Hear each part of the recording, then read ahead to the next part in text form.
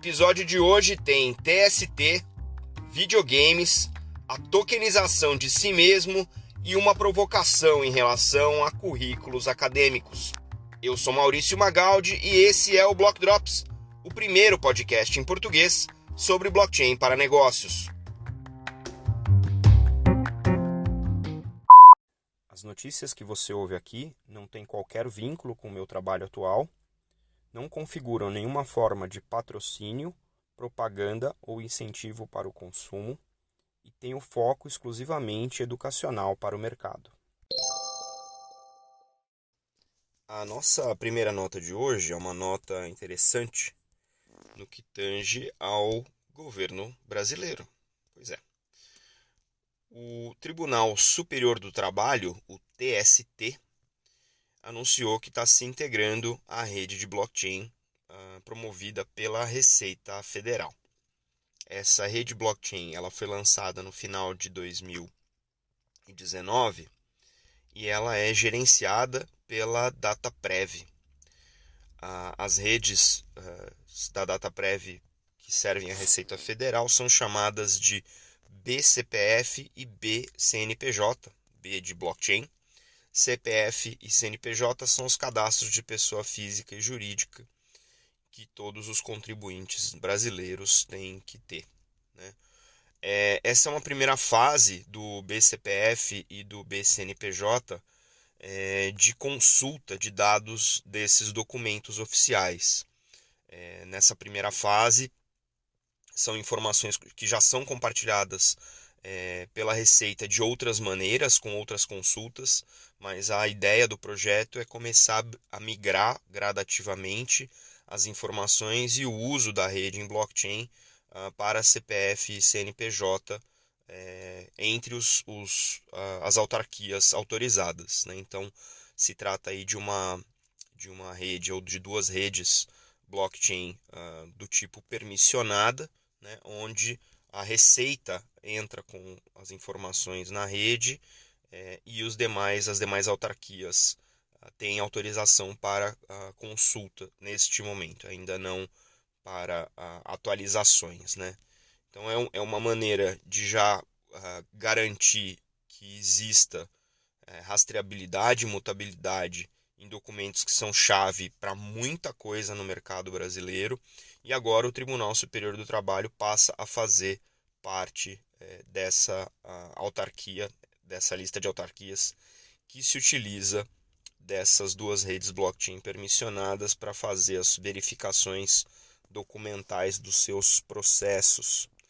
Eu acho que eu não tenho como minimizar, né, o ganho que é ter os departamentos federais e até os estaduais e quem sabe no futuro também as cidades penduradas e utilizando de uma rede blockchain para documentações oficiais. A gente sabe que uma das questões de fundo do blockchain como infraestrutura, né, de negócios é a questão da identidade, né, de como comprovar que a pessoa é a pessoa.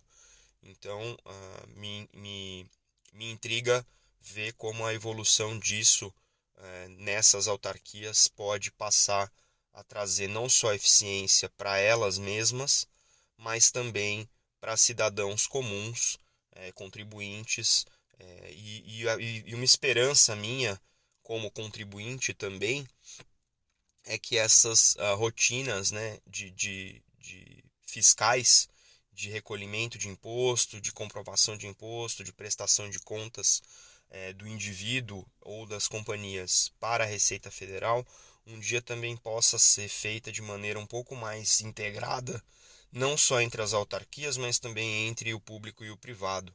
Boa parte do trabalho, né, do imposto de renda, especialmente da pessoa física, que é feita uma vez por ano, e da pessoa jurídica, que é feita de maneira mais ampla e mais intensa, possa ser feita de maneira mais transparente e automatizada através de mecanismos como esse do BCPF e do BCNPJ para facilitar a vida de quem paga imposto. né? A gente já paga o imposto e toda vez que tem que fazer a declaração é um esforço razoável para centenas de milhões de contribuintes. Então, fica aqui o meu voto de esperança de que a gente evolua nessa direção para facilitar todo o tempo que é investido na transparência, né, e na declaração do imposto de renda pulverizadamente através do Brasil todo. A segunda nota de hoje é para os gamers de plantão. A rede Steam, a plataforma de jogos online Steam, fez aqui uma parceria com a empresa GOTY Entertainment. GOTY é GOATI. E essa empresa está adotando uma abordagem com a plataforma Pavilion Hub, que utiliza a blockchain Fantasma, com PH. E esse Pavilion Hub é quase como que uma web store, né, uma front-end para o Steam. Então, no Steam, para quem não sabe, tem vários jogos, e dentro desses jogos você tem a possibilidade de adquirir vários itens, alguns deles até exclusivos, né, para os seus jogadores, para os seus avatares, ferramentas, truques e até, obviamente, as licenças de jogos, né? E utilizando aí desse Pavilion, a GOTY está oferecendo esses itens como o que a gente chama de tokens não fungíveis ou non-fungible tokens. Significam que são tokens que são permanentemente individualizados. E na plataforma do Pavilion Hub, os jogadores também podem comprar itens, né, baseados nesse registro não fungível, nesse token não fungível, e negociar esses tokens também, né? Uma coisa que a Steam barrou, né, recentemente foi você fazer venda de ativos individuais quando você desenvolve aí um mod, um avatar ou um histórico de jogo num determinado videogame, você podia vender isso, vendendo todas as suas contas e a licença e tudo que tem dentro, mas a Steam impediu essa venda. Agora, com NFT dentro do Pavilion Hub, você pode ter qualquer item que for associado ou representado por um token desses, pode ser comprado e vendido, inclusive de maneira a aumentar a monetização. Se você for um desses jogadores que faz o famoso mod, né? Altera o artefato, altera a arma ou qualquer que seja o item, você pode também vender esse produto, né, do seu trabalho dentro do Pavilion Hub, coisa que no Steam você não vai conseguir, pelo menos não neste momento. E para o lado dos desenvolvedores, né, os desenvolvedores podem utilizar esse back-end do Pavilion para oferecer esses itens tokenizados e pacotes de expansão dentro do jogo, dentro da plataforma Steam, através desse Pavilion, né? E o que é interessante é que para os desenvolvedores você não precisa necessariamente conhecer de blockchain para fazer a tokenização daqueles ativos digitais únicos dentro do jogo. A gente já falou de videogame, blockchain aqui, né?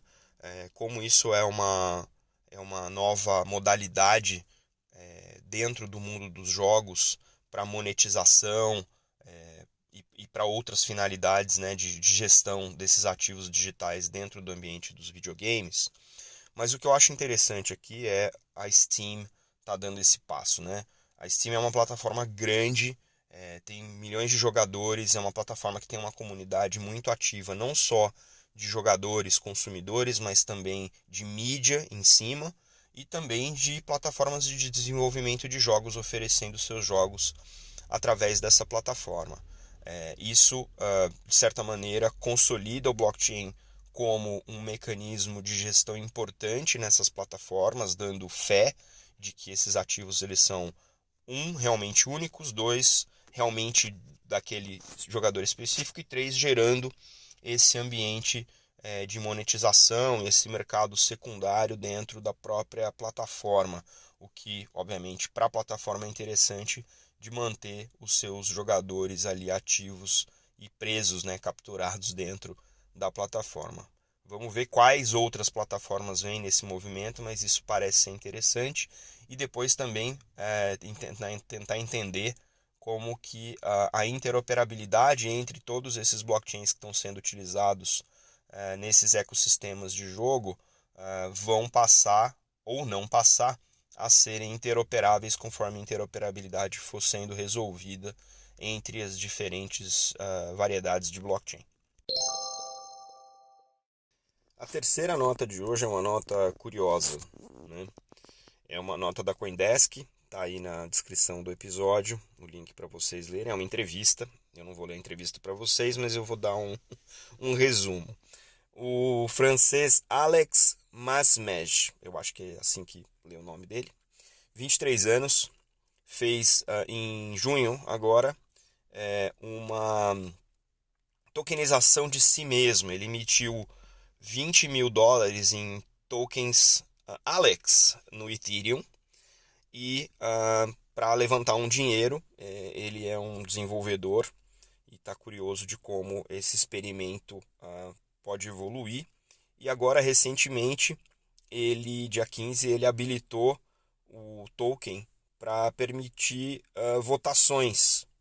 Então, se você é um investidor no token Alex, na rede Ethereum, você pode responder e votar para algumas questões que ele está perguntando para seus investidores. Se ele deve treinar, se ele deve sair para correr, se ele deve comer comida vegetariana, se ele deve comer comida apimentada. E, obviamente, isso tudo é parte de um experimento para entender como as pessoas reagem ao redor de uma possibilidade dessa. Eu acho que nem é um experimento inédito, mas é um experimento talvez inédito no mundo do blockchain, das criptos. E achei super interessante o fato dele se posicionar como alguém que quer ser direcionado pelo seu investidor, como se ele fosse uma empresa listada e que precisa de votos dos seus acionistas, né? Um dos pontos que eles discutem na entrevista é a ausência de um arcabouço legal, né, jurídico, para garantir não só que ele não se prejudique, mas que os investidores potencialmente não se prejudiquem.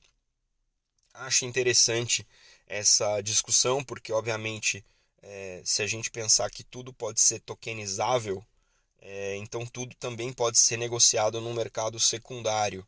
E os mercados secundários são mercados regulados, né? Então é interessante essa discussão, porque, obviamente, apesar de se tratar de um valor pequeno, é um mecanismo que pode ser bem regulado, bem descrito, bem transparente para os participantes. E hoje o market cap dele, que começou lá em $20 mil de emissões, hoje está em cerca de $150 mil, ou seja, o token Alex teve uma valorização aí nesse último mês, desde que ele foi emitido em junho, e está valorizando aí para os seus investidores, né? É óbvio, esse é o tipo de experimento que abre caminho para outros tipos de tokenização. A gente viu recentemente questões relacionadas a jogadores de basquete. Então, se você é um jogador de basquete com um grande potencial, ou seja, um high pick no draft, né? Logo nas primeiras rodadas você pode antecipar uma parte da tua receita através da tokenização da sua carreira, o que eu acho bastante curioso. É um mercado que envolve muito dinheiro. A gente está vendo questões, por exemplo, de tokenização de influencers digitais no Instagram, como é que esses influencers também podem monetizar ou antecipar uma série das suas receitas através da tokenização de si mesmos, né, do seu trabalho como influencer, na verdade. Então, eu acho que abre aqui uma série de possibilidades, né, para os mercados e para as pessoas que têm valores a agregar no futuro, né, uma curva crescente de valor para a sociedade, poderem tokenizar esses pedaços, esses trechos das suas carreiras para antecipar uma parte dessa monetização. Obviamente, isso tudo é um experimento, está controlado, é uma pessoa só, mas pode indicar aí o futuro de talvez de uma nova escravidão digital, né? Então, vamos ficar de olho, é curioso, é sui generis, e a gente precisa entender quais são os desdobramentos desse tipo de experiência na nossa própria vida. Eu queria fazer hoje a minha primeira provocação para vocês, mas é uma provocação de reflexão. Eu sei que os ouvintes aqui do Block Drops, eles são pessoas que estudam o tema e suas derivações, e eu queria fazer essa provocação de reflexão para vocês em relação a um episódio recente da história brasileira que poderia ter sido evitado em várias instâncias. Eu não vou pegar um caso específico, né, em particular, mas poderia ter sido evitado se a gente tivesse usado, ou se a gente, óbvio, isso é um exercício, tá? Se a gente pudesse utilizar de blockchain para resolver essas questões de confiabilidade, transparência e até idoneidade, né? Um ministro recentemente aqui no Brasil foi apontado, indicado, né, para a cadeira de ministro da Educação e sofreu um escrutínio ao vivo, né, nas redes sociais, pela imprensa, do seu currículo, e aos poucos as instituições às quais ele atribuía os seus títulos foram se manifestando negativamente em relação ao que estava escrito na plataforma Lattes, que é uma plataforma que no Brasil os pesquisadores utilizam para registrar os seus currículos acadêmicos e também os seus artigos e materiais gerados, né?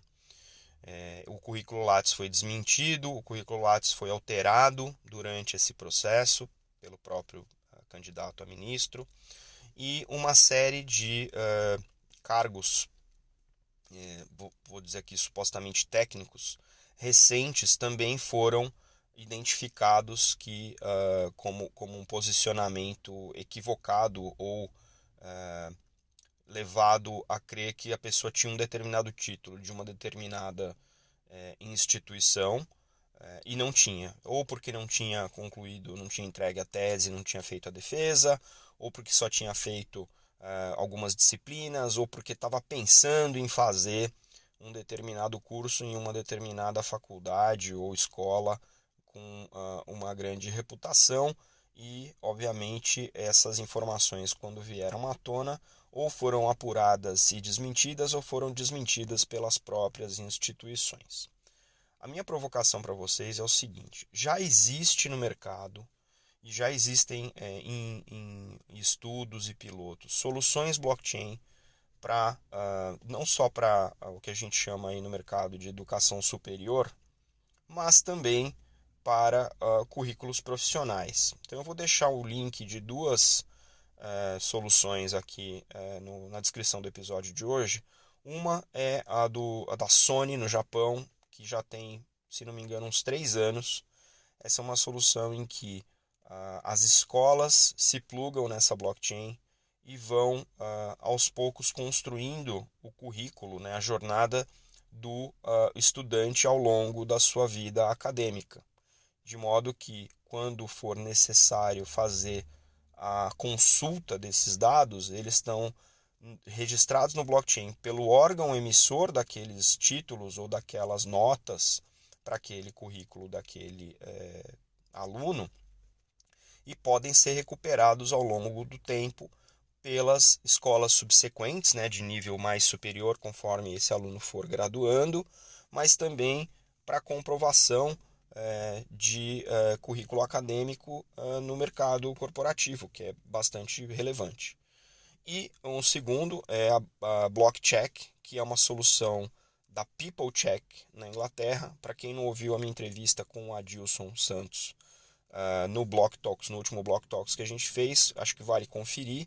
A PeopleCheck é uma empresa inglesa que faz vetting, ou seja, o famoso background check dos profissionais do mercado financeiro, e agora, a partir desse ano, fez essa solução em blockchain, onde ela registra isso em blockchain e dá a chave para o profissional que está sendo revisado, para que ele possa permitir acesso às suas informações por um potencial empregador.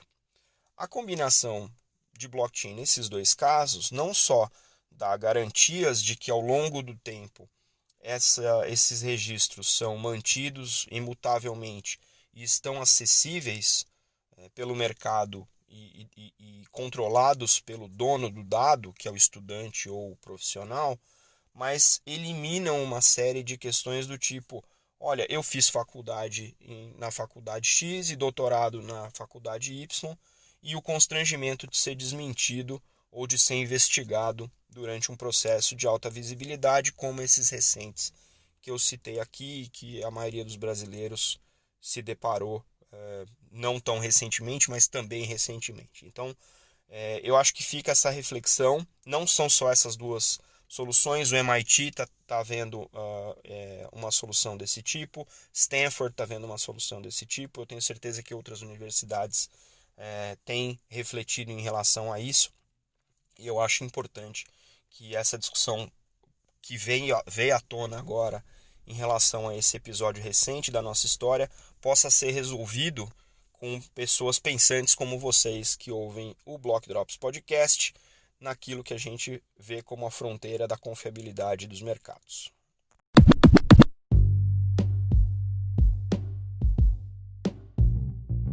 Você pode ouvir o Block Drops Podcast nas plataformas Numis, Google Podcasts, Apple Podcasts, Spotify e Anchor FM.